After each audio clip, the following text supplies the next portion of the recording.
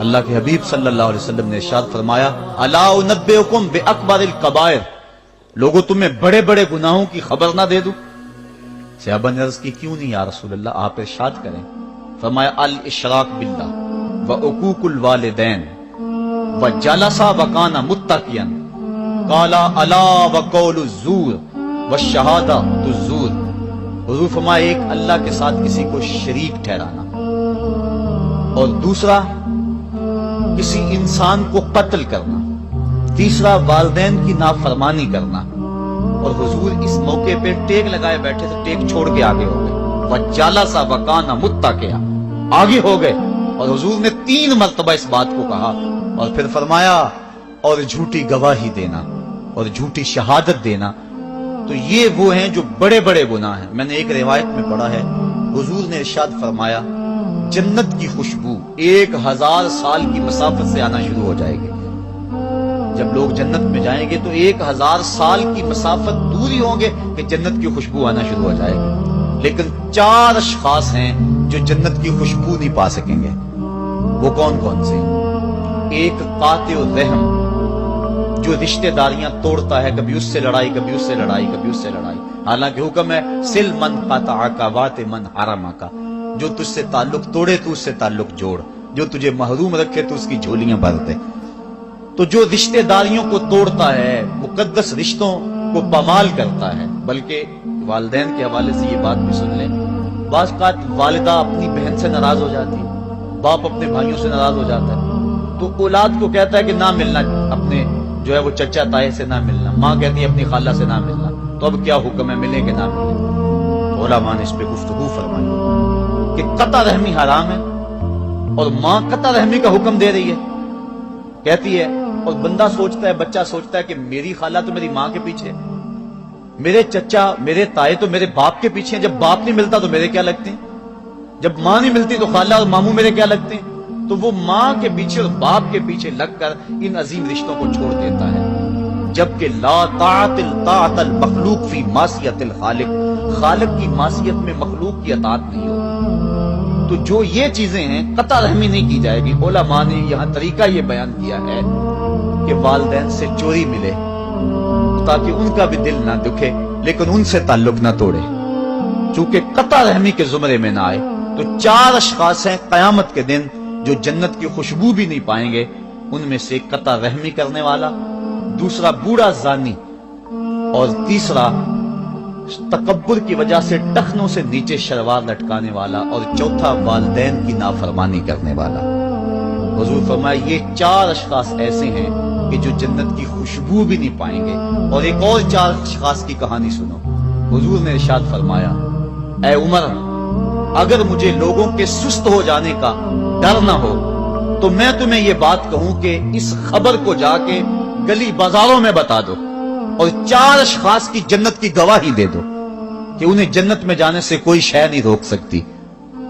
عرض کی حضور کون کون؟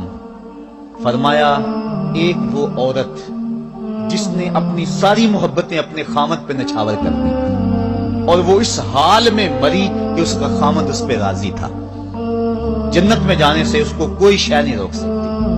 اور دوسرا وہ شخص جس کے بچے زیادہ ہیں، ذرائع آمدنی تھوڑے ہیں، لیکن اس نے اپنے بچوں کے پیٹ میں حرام کا لقمہ نہیں جانے دیا، محنت کرتا رہا، اوور ٹائم لگاتا رہا، مزدوری کرتا رہا اور اپنے بیٹوں کے لیے رزق حلال کی تلاش میں رہا۔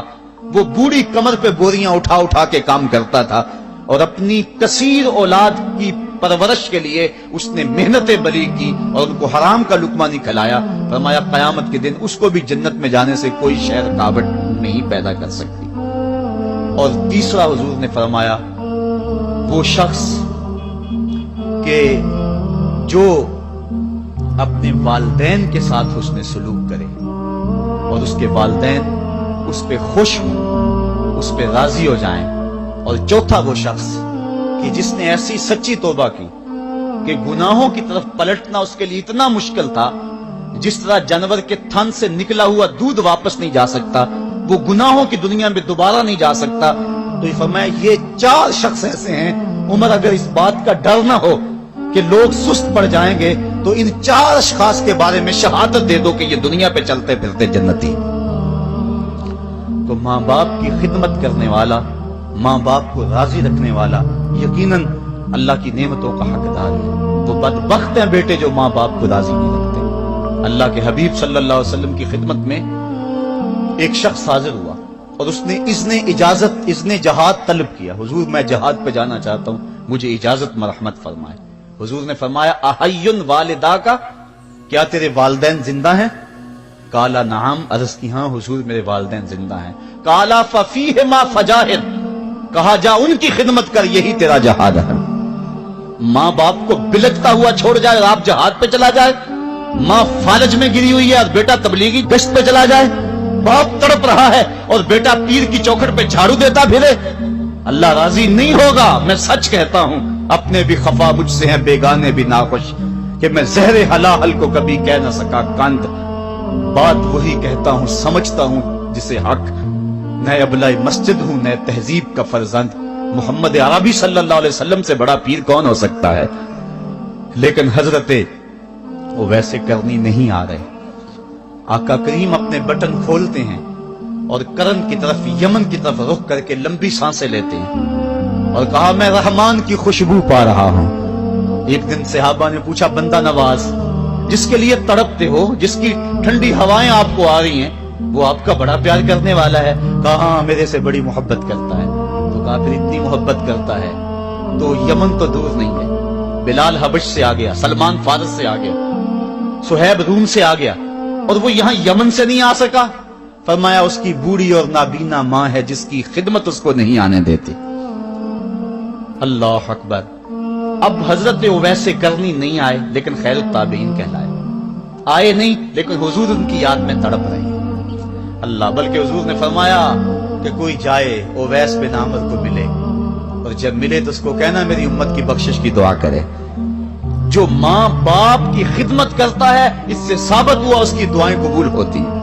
میں نے ایک روایت میں پڑھا ہے کہ جو آدمی روزانہ اپنے والدین کے لیے دعا کرے، والدین زندہ ہوں تب بھی، والدین فوت ہو گئے ہوں تب بھی، یہ عادت بنا لے، روزانہ ماں باپ کے لیے دعا کرے، ساری زندگی اس کے رزق میں بے برکتی نہیں آئے گی. اللہ اس کو رزق کی فراوانی عطا کر دے گا.